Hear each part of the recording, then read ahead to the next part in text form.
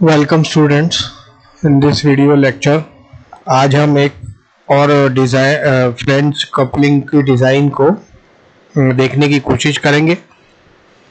ये खुरमी की बुक का 13.7 है, एग्जाम्पल है और पेज नंबर 490 490 आपके पास है अवेलेबल। हम इसकी प्रोसेस देखेंगे और साइमल्टेनियसली जो कहाँ पर हमको यूज़ करना है फॉर्मूला उसको भी साइमल्टेनियसली देखेंगे, जैसे हमने लास्ट वीडियो लेक्चर में किया था, जिससे कि हम कोई न्यूमेरिकल समझने और बनाने में आसानी हो। और इसके साथ ही हम अपनी डिज़ाइन डेटा बुक का प्रयोग करते हुए भी इसको हम एक्चुअल डेटा जो हमको अवेलेबल है उसको लेकर भी साथ में सॉल्व करने की कोशिश करेंगे। So I will give you the main problems associated with this numerical, तो बाद में आप इसको सॉल्व करते हुए साइमल्टेनियसली सही आंसर ला सकते हैं। एक्चुअली आंसर सब सारे सही हैं, but we have to stick to our procedure. What जैसे मैं आपको बता रहा हूँ उस प्रोसीजर से आपको इस प्रॉब्लम को सॉल्व करना है। तो मुख्यतः जब हम न्यूमेरिकल फ्लेंज कपलिंग का देखते हैं तो हम इन दो फॉर्मूलेस को ज़्यादा ध्यान में रखते हैं। सबसे पहला DO, design for flange, DO outer diameter of flange, ये इसका check tau is equal to 2t divided by pi D square into TA। और उसके बाद बोल्ट्स के लिए ये दो फॉर्मूले, पहला डायामीटर ऑफ बोल्ट का डायामीटर निकालने के लिए DB square is equal to 8t divided by pi DPC n tau B। और सिग्मा सी, इसको क्रॉस चेक करने के लिए, इसको चेक करने के लिए sigma C is equal to 2t divided by NDB TA DPC। इन चार फॉर्मूले का प्रयोग करते हैं जो कि हम इस बुक के अनुसार हमारा मैच नहीं होता है, तो इसका आप ध्यान रखेंगे। तो स्टार्ट करते हैं इस न्यूमेरिकल की। न्यूमेरिकल डिजाइन और draw protective type of cast iron flange coupling for a steel shaft transmitting 15 kW at 200 rpm and having an allowable shear stress of 40 megapascal. The working stress in the bolts should be not exceed 30 megapascal. Assume that the same material is used for shaft and key and that the crushing stress is twice the value of its shear stress. The maximum torque is 25% greater than the full load torque. The shear stress for cast iron is 14 megapascal. यानी कि आपको एक protective type flange coupling design करनी है जो कि 15 kilowatt और 200 RPM generate करती है, और जो इसका अलाउेबल शेयर स्ट्रेस दिया हुआ है 40 मेगापास्कल। साथ ही साथ इसका working stress in the bolt should not exceed 30 megapascal, यानी कि बोल्ट का जो शेयर स्ट्रेस दिया हुआ है ये 30 मेगापास्कल दिया हुआ है। और मटेरियल ऑफ शाफ्ट और की ये ट्वाइस है क्रशिंग स्ट्रेस इसका शेयर स्ट्रेस से, मतलब कि 2CK is equal to 2 tau K is equal to 1 sigma C। इस तरीके से ये कंडीशन दी हुई है। तो सिग्मा C दोनों का दुगना है जो भी शेयर स्ट्रेस है उसका, और द मैक्सिमम टॉर्क 25% ज़्यादा है than the full load torque. और लास्ट में the shear stress for cast iron is 14 megapascal.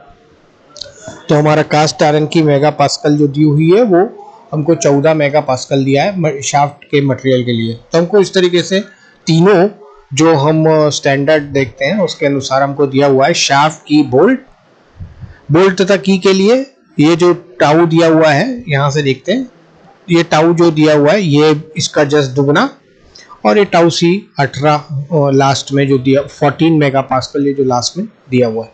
तो इसको हम गिवन में लिखते हैं P is equal to 15 kilowatt, N is equal to 200 RPM, tau S is equal to 40 megapascal, 40 newton per mm square. Tau B ध्यान रहे ये tau S shaft के लिए, टाउ B बोल्ट के लिए 30 megapascal 30 newton per millimetre square.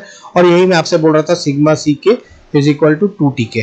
तो sigma CK और 2TK हमको बोल्ट में भी लगता है, तो बोल्ट के लिए हम इसमें दिया नहीं है इस फॉर्मूले में, लेकिन हम अज्यूम कर लेंगे कि टाउ बी भी हमारा टाउ 2k के बराबर है, यानी कि टाउ बी 30 दिया है, तो टाउ सिग्मा बी कितना होगा 2 सिग्मा बी, इसका ध्यान रखेंगे। और T max is equal to 1.25, T mean ये 25% ज़्यादा है, मतलब 1.25। ऐसे कई न्यूमेरिकल हम शाफ्ट के इसमें हम देख चुके हैं और शाफ्ट के प्रोसीडिंग में हम इसको करते रहते हैं। और tau C is equal to हमको दिया हुआ है 14 newton per mm square. So what is the design of hub? तो डिजाइन ऑफ, देखिए इन्होंने सबसे पहले शाफ्ट को नहीं निकालते हुए सीधे डिजाइन ऑफ हब निकाला, because it is shaft is associated with hub. यदि आप हमारा जो लाइन ऑफ एक्शन देखेंगे तो हमने सबसे पहले डिजाइन ऑफ शाफ्ट निकालना है, it's a part of it. इस बुक में इसी का एक पार्ट में इसको निकाल के बताया हुआ है। सो व्हाट इज टी मीन? तो P/60 2πn, और जो भी आएगा ये सेम फार्मूला हमारे नोट्स के हिसाब से भी, और हमारा जो टी मैक्स आएगा, टी मीन आएगा, उसमें हम 1.25 का मल्टीप्लाई करेंगे and that it will arrive at 895 10⁻³ Newton per mm square. उसके बाद हम क्या करेंगे? उसके बाद हम डिजाइन डेटा बुक का प्रयोग करेंगे और इक्वेशन नंबर 9.1 भी tau is equal to 16t pi D cube for solid shaft, इसका प्रयोग करते हुए हम इसको निकालने की कोशिश करेंगे।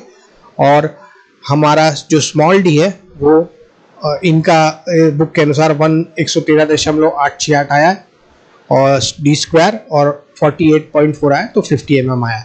इसको हमारी डिज़ाइन डेटा बुक में भी हम देखते हैं कि what is the standard diameter, तो हम देखते हैं 50 mm is the standard diameter and it is right, तो हमारा भी 50 ही आना चाहिए। इसके बाद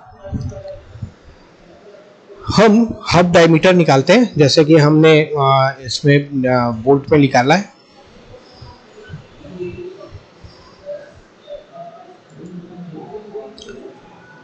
और कपलिंग निकालने के लिए हम सबसे पहले हब डायमीटर निकालते हैं, जिसके के लिए हम CI कास्ट फ्लैंज कपलिंग का प्रयोग करेंगे। DH is equal to 2D और DPC is equal to 3D। हब के लिए हमारे को सिर्फ दो ही दिए हुए हैं। पहला दिया हुआ है outside diameter of hub DH is equal to 2D, और उसके बाद नेक्स्ट दिया हुआ है length of hub L is equal to 1.5। इन दोनों का प्रयोग करते हुए हम इसका हब का लेंथ और डायमीटर निकालेंगे। ध्यान रहे ये जो लेंथ ऑफ हब है this is the length of की, हम यहीं से इसलिए सबसे पहले हब का डायमेंशंस निकालते हैं। उसके बाद हम ये क्रॉस चेक करेंगे कि ये सिग्मा सी मतलब कपलिंग के इसके अंतर्गत है या नहीं। तो इसको सॉल्व करने के लिए हम क्या करते हैं, हम आउटसाइड डायमीटर देखते हैं और आउटसाइड डायमीटर देखते हुए इसको निकालने की कोशिश करते हैं। तो हब का जो निकालने के लिए हम हॉलो शाफ्ट का प्रयोग करते हुए, यानी कि इक्वेशन नंबर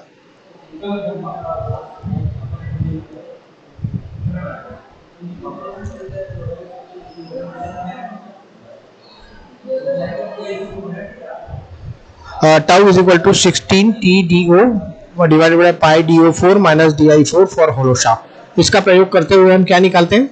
अब इसका प्रयोग करते हुए हम हमारा जो टाउ सी कपलिंग के अंतर्गत है कि नहीं ये चेक करते हैं। That is tau C equal to 4.86 megapascal. 14 दिया है उससे नीचे है, that hence it is safe. इसके बाद हम डिजाइन ऑफ की निकालते हैं। जैसे अभी मैंने आपको बताया, हम सबसे पहले 50 mm का थिकनेस और लेंथ निकालेंगे। चूंकि इस प्रश्न में दिया हुआ है कि since the crushing stress for the key material is twice in the shear stress, यदि इस तरीके की कंडीशन हो कि 2 tau is equal to 1 single sigma, यानी कि क्रशिंग स्ट्रेस 2 गुना हो शियर स्ट्रेस के, तो हम उसको स्क्वायर की एज्यूम करते हैं। दैट्स वाई फॉर 50 mm इन्होंने W इज इक्वल टू 16 और T इज इक्वल टू 16 दिया है। हम हमारी डिजाइन डेटा बुक में देखते हैं कि ये पैरामीटर्स क्या दिया हुआ है। तो की चैप्टर को खोलेंगे, की डिजाइन करने के लिए, जो कि क्वार्टर एंड नकल जॉइंट के नीचे दिया हुआ है।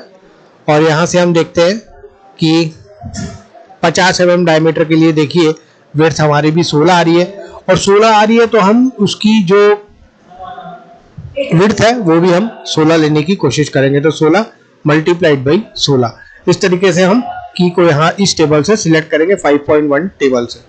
उसके बाद हम वापस न्यूमेरिकल में जाएंगे, और न्यूमेरिकल में जाने के बाद लेंथ, जो हमारी हब का लेंथ है वही हमारी की का लेंथ आएगा, that is will be 75 mm जो पहले आया हुआ है। और इसको दोनों को निकाल के हम अब इसको की के दोनों फेल्यूर्स को चेक करेंगे हमेशा की तरह। और ये यहाँ पर दिया हुआ है the resistance of shearing is W L tau D by 2 is equal to T। T पता है हमको, D पता है हमको, टाउ हमको निकालना है, टाउ के, L हमको पता है और W हमको पता है। साइमल्टेनियसली क्रशिंग में हमको स्मॉल t पता है, जो जितनी विड्थ है उतनी t, L पता है, सिग्मा c हमको निकालना है, D पता है और T पता है। इस तरीके से हमको सारे पैरामीटर पता है, सिर्फ हमको ये चेक करना है कि ये सिग्मा c और टाउ ये एग्जैक्टली इसके अंडर है या नहीं। दैट मीन्स कि we can prove that our key is manufactured key is safe. तो इसके बाद हम क्या करते हैं, इसको रखते हैं और की को हम टॉर्क को ट्रांसमिट करते हुए टाउ के का मान निकालने की कोशिश करते हैं। दैट विल बी 29.8 मेगापास्कल जो कि सेफ है। साइमल्टेनियसली हम इसका जस्ट 2 गुना सिग्मा सी के को चेक करते हैं। 30 हमको दिया हुआ है, 30 दूनी 60, 60 के नीचे आना चाहिए दूसरा, तो इसको चेक करते हैं। हमेशा की तरह हम ऐसे की के कई न्यूमेरिकल्स को चेक कर चुके हैं, तो ये दोनों में हम देखते हैं कि the key is safe, hence the key जो हमने एज्यूम किए हैं dimensions that are all are under control. और इसके बाद हम डिजाइन ऑफ की के बाद हम डिजाइन फॉर फ्लैंज करते हैं। अब देखिए बुक में और इसमें थोड़ा डिफरेंस आपको दिखाई देने लगेगा। तो सबसे पहले हम डिजाइन डेटा बुक के अनुसार शाफ्ट के चैप्टर में फिर से रिटर्न आते हैं।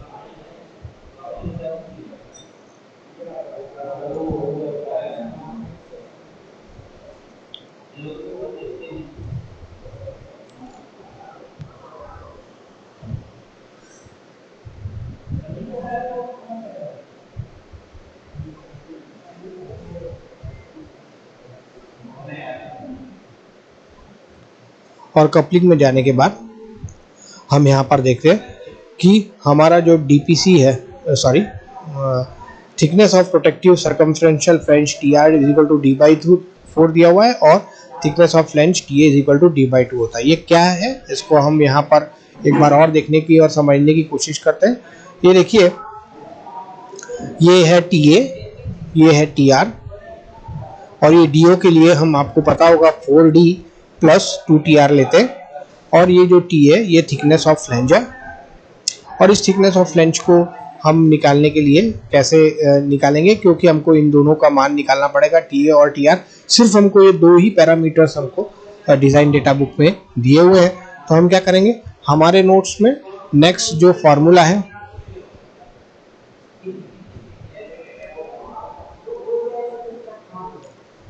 TA इज इक्वल टू जो भी आएगा वो आपको लिख देना है, और TR इज इक्वल टू जो भी आएगा वो आपको लिख देना है। और सबसे पहले आपको ये फॉर्मूला याद रखना है, DO is equal to 4D plus 2TR।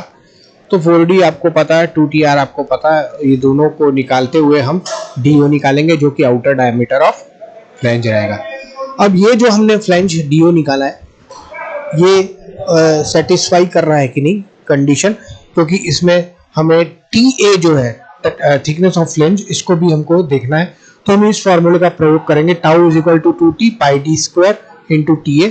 Book में भी ठीक इसी तरीके से इस फॉर्मूले को प्रयोग किया हुआ है, और यहाँ उन्होंने टाउ सी निकाला जो कि 15 मेगापास्कल दिया हुआ है, Newton per mm square.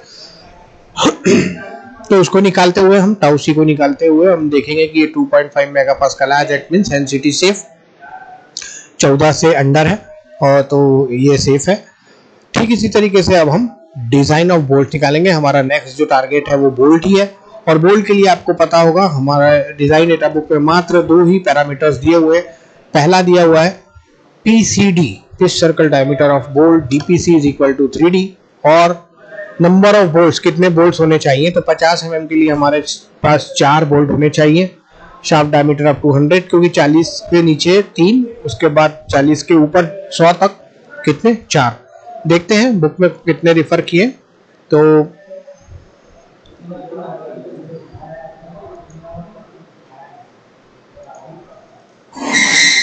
Book में भी देखिए 4 बोल्ट ही इन्होंने निकाले हैं 50 mm डायमीटर के लिए, और नॉमिनल डायमीटर बोल्ट D1 निकाले हैं। और उसके बाद हम क्या किए हैं, D1 is equal to 3D ये लिए हुए 150 mm।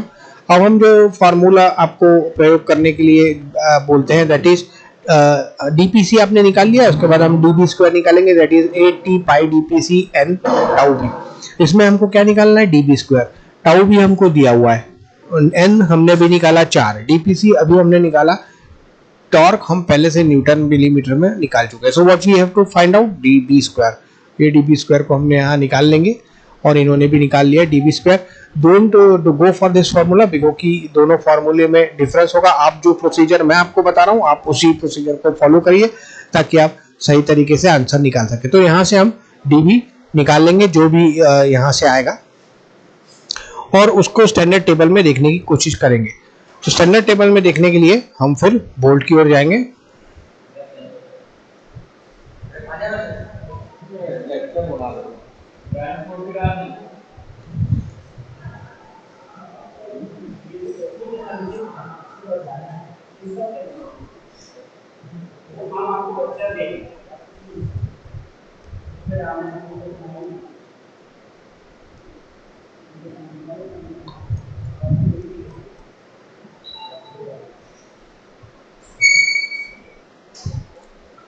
ये देखिए, अब यहाँ पर जो हमारा आंसर आया है उसको देखने की कोशिश करते हैं।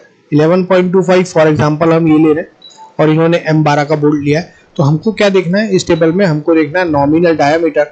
नॉमिनल डायमीटर है आपका, आप ये वाला भी ले सकते हैं फाइन सीरीज M12, या आप यहाँ से भी 12 ले सकते हैं। इसका नॉमिनल डायमीटर ये देखिए यहाँ पर लिखा हुआ है इस टेबल में। ये देखिए नॉमिनल डायमीटर आपको सिलेक्ट करना है, तो डायरेक्टली आप इस टेबल से M12 को सिलेक्ट कर दीजिए। 11.25 समथिंग आपका आंसर आया है। तो इस तरीके से हमने डायमीटर बोल्ट का सिलेक्ट कर लिया, लेकिन हमने ये सिलेक्ट नहीं किया है कि ये जो बोल्ट है ये हमारे ये सेफ है कि नहीं है। तो क्रशिंग स्ट्रेस के लिए इस बोल्ट को चेक करेंगे, और सिग्मा जो फॉर्मूला प्रयोग करेंगे सिग्मा CB इसको प्रयोग करेंगे 2T divided by 2 into NDB TA DPC। इसका प्रयोग करते हुए हम ये देखेंगे कि ये सिग्मा C के अंतर्गत है नहीं, क्रशिंग ऑफ बोल्ट। ये भी हमको दिया हुआ है ट्वाइस C, यानी कि जो हमको क्रशिंग स्ट्रेस दिया हुआ है, शेयरिंग स्ट्रेस दिया हुआ है उससे जस्ट दुगना होना चाहिए, और इसको भी चेक करेंगे। यहाँ पर देखेंगे बुक में कि इस तरीके से ये चेक नहीं है, और साथ ही साथ इन्होंने जो thickness of protective circumferential flange है उसको इन्होंने बहुत आराम से निकाला, that is 2P is equal to 0.25D। तो इसका भी ध्यान रखेंगे कि ये 2P TP 0.25D जो है ये थोड़ा सा प्रयोग करने में अंतर आएगा, तो इसलिए आप इसको भी ध्यान में रखते हुए इसका प्रयोग करेंगे। ये करने के बाद आपको एक ड्राइंग जरूर बनाना है, और ये ड्राइंग बनाने के लिए आप हमारे नोट्स का प्रयोग करते हुए देखिए नोट्स में इन सारे को सब अच्छे से आप समझा सकते हैं। दैट इज TR, आपने जो TR निकाला TA, ये 2TA होता है। उसके बाद DB क्या है, उसके बाद की क्या है, थिकनेस ऑफ की क्या है, उसके बाद ये कैपिटल DO क्या है, ये DO कैपिटल DO ये यहाँ से यहाँ तक है। उसके बाद ये DB क्या है, और नंबर ऑफ बोल्ट जितने भी छेद आपने बनाए, सपोज आपने 4 होल सिलेक्ट किए या 4 बोल्ट सिलेक्ट किए, तो आपको 4 होल्स साइमल्टेनियसली इन चारों जगह पर बनाकर रिप्रेजेंट करना है। तो इस तरीके से जब हम डायग्राम बनाते हैं तो that diagram is considered very presentable.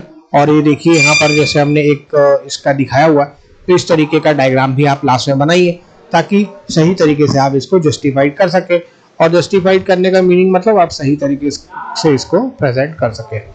So I think this numerical is आप इसको अच्छे से समझ गए होंगे। In the next video we will try to solve this problem number 13.8। तो इसको सॉल्व करने की कोशिश करेंगे। आई थिंक आप इसको एक बार और पढ़ेंगे और सही ढंग से इसको समझने की कोशिश करेंगे।